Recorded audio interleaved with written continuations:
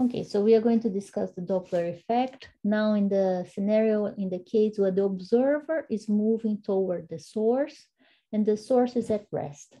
So here we have the source not moving, at rest, and we have the crests of this sound. So the distance between the crests is given by the wavelength, and this sound wave is moving at the speed of sound. Very well, then that's it. What is the frequency of this source? Well, we can get it from this equation, right? Lambda frequency. This equation didn't change. Okay, but now suppose that we have an observer here moving toward the source. Okay, so this person is moving toward the source with her own speed, which is the speed of the observer.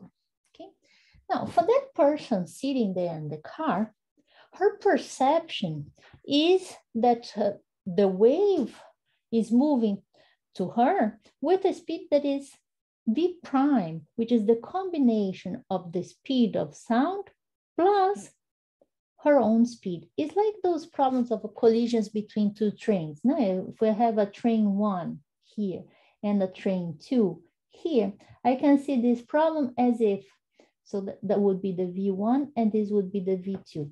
I can see this problem as if one was at rest and this other one was moving with V1 plus V2, or vice versa.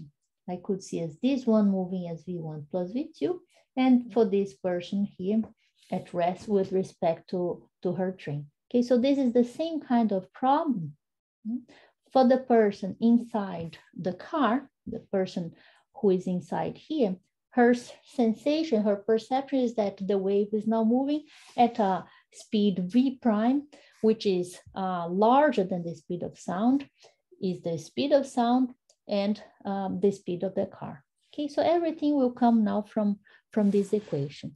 What we want to obtain is what is then the frequency, this new frequency that this person will hear. How are we going to get that? Well, what is causing this new frequency is this new speed. This new speed is still given by wavelength and new frequency. The wavelength is not changing. So everything will come from this equation here. This new frequency is the new speed divided by the wavelength. Okay, so what we have to put here, well, so let's go. This new frequency is that new speed, which is the V of sound plus the V of the observer, divided by the wavelength. Yeah, so let's put here the wavelength. Now we want to write this equation so that we have only frequencies and speeds. So we want to get rid of this wavelength. And to get rid of this wavelength, I'm going to look at this equation that we wrote. The wavelength is the speed of sound divided by frequency. So let me put this here. And what do we get then? The new frequency is speed of sound plus observer. Here we have V of sound, and here we have frequency. Okay, so this is the equation. We are done. What we might want to do is make this equation a little more elegant. We can do that by writing it as V sound divided by V sound is 1 plus V observer divided by V sound. All that multiplied by the frequency. And there we are. We got our new equation.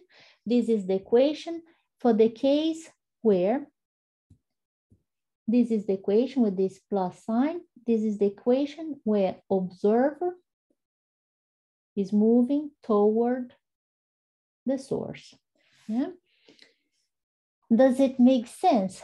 As we said, this frequency will increase, and it does make sense, right? This is a number that is smaller than 1. Remember, the V of the observer is smaller than the V of sound.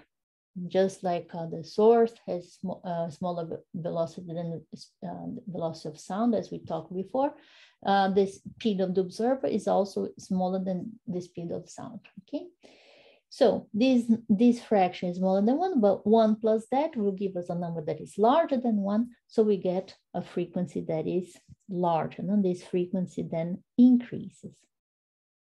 What would happen if instead of moving toward the source, our observer here would be moving away? Okay.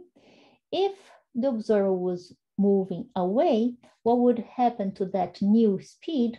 Well, that new speed would be the v of sound minus the speed of the observer. Now it's like the observer is escaping the wave. And so all that is changing is this sign here, which will then appear here, which will appear here, and which will then appear here. So the blue case is the case when the observer is escaping, when the observer is moving away. And when the observer is moving away, what is going to happen to the new frequency? Well, the ratio is smaller than 1. 1 minus the number that is smaller than 1 becomes smaller than 1. So the frequency will then decrease. And that's it.